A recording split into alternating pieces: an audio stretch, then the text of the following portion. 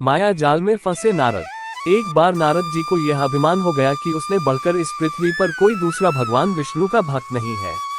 उनका व्यवहार भी इस भावना से प्रेरित होकर कुछ बदलने लगा। वे भगवान के गुणों का गान करने के साथ साथ अपने सेवा कार्यों का भी वर्णन करने लगे।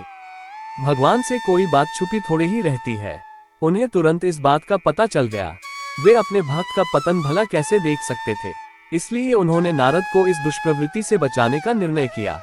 एक दिन नारद जी और भगवान विष्णु साथ साथ वन में जा रहे थे। अचानक विष्णु जी एक वृक्ष के नीचे थककर बैठ गए और बोले, भाई नारद जी, हम तो थक गए हैं, प्यास भी लगी है, कहीं से पानी मिल जाए तो लाओ, हमसे तो प्यास के मारे चला नहीं जा रहा है। गरज और बिजली की कड़क ने सबके हृदय में भय उत्पन्न कर दिया। मूसलाधार वर्षा ने गांव के पास बहने वाली नदी में बाढ़ की स्थिति पैदा कर दी। चारों ओर पानी ही पानी फैला गया। कच्चे पक्के सभी मकान ढहने लगे। घर का सामान बह गया। पशु भी डूब गए, उनके व्यक्ति मर गए। गांव में त्राही त्राही मच गई।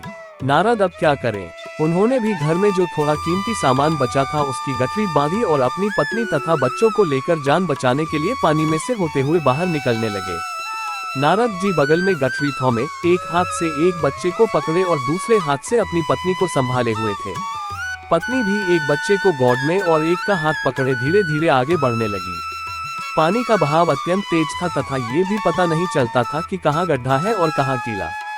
अचानक नारद जी ने ठोकर खाए और गठरी बगल से निकलकर बह गई। नारद जी गठरी कैसे पकड़ते, दोनों हाथ तो भिरे थे। मन में सोचकर सोचा फिर कमा लेंगे। कुछ दूर जाने पर पत्नी एक गड्ढे में गिर पड़ी और गोद का बच्चा छूटकर बह गया। पत्नी बहुत रोई, लेकिन क्या हो सकता था। धीरे धीरे और दो बच्चे भी पानी में बह गए। उन्होंने बहुत कोशिश की बचाने की, लेकिन कुछ न हो सका। दोनों पति पत्नी बड़े दुखी, रोते कलपते एक दूसरे को सांत्वना देते कोई ऊंची जगह ढूंढते रहे। एक जगह आगे चलकर दोनों एक गड्ढे में समा गए। नारद जी तो किसी प्रकार गड्ढे में से निकल आए, मगर उनकी पत्नी का पता कहीं नहीं चला। बहुत देर तक नारद जी उसे इधर उधर दूर दूर तक ढूंढते रहे, लेकिन व्यर्थ। रोते रहे उनका बुरा हाल था। हृदय पत्नी और बच्चों को याद कर करके फटा जा रहा था। उनकी तो सारी गृहस्थी उजड़ गई थी। बेचारे क्या करें, किसी को से अपने भाग्य को या भगवान को। भगवान का ध्यान आते ही नारद जी के मस्तिष्क में प्रकाश फैल गया और पुरानी सारी बातें याद आ गईं। वे किस लिए आए थे और कहाँ आ गए? भगवान विष्णु तो उनकी प्रतीक्षा कर रहे होंगे। वे तो उनके लिए जल लेने आए थे और यहाँ गृहस्थी बसाकर बैठ गए। वर्षों बीत गए गृहस्थी को बसने में और फिर सब नष्ट हो गया। क्या भगवान अब भी मेरी प्रतीक्षा में उसी वृक्ष के नीचे बैठे होंगे? ये सोचते ही बाढ़ नदारद हो गई। गांव अंतर्धान हो गया। वे तो घने वन में खड़े थे।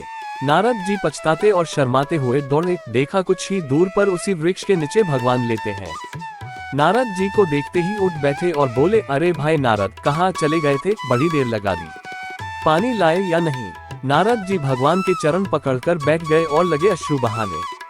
उनके मुंह से एक बोल भी नहीं फूटा। भगवान मुस्कुराए और बोले, तुम अभी तो गए थे, कुछ अधिक देर थोड़े ही हुई है। लेकिन नारद जी को लगा था कि वर्षों बीत गए। अब उनकी समझ में आया ये सब भगवान की माया थी, जो उनके अभिमान को चूर चूर करने के लिए पैदा हुई थी। वे सोचने लगे, उन्हें बड़ा घमंड था कि उनसे बढ़कर त्रिलोक में दूसरा कोई भक्त नहीं है।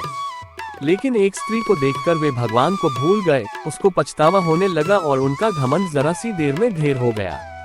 वे पुनः सरलता और विनय के साथ भगवान के गुण गाने लगे।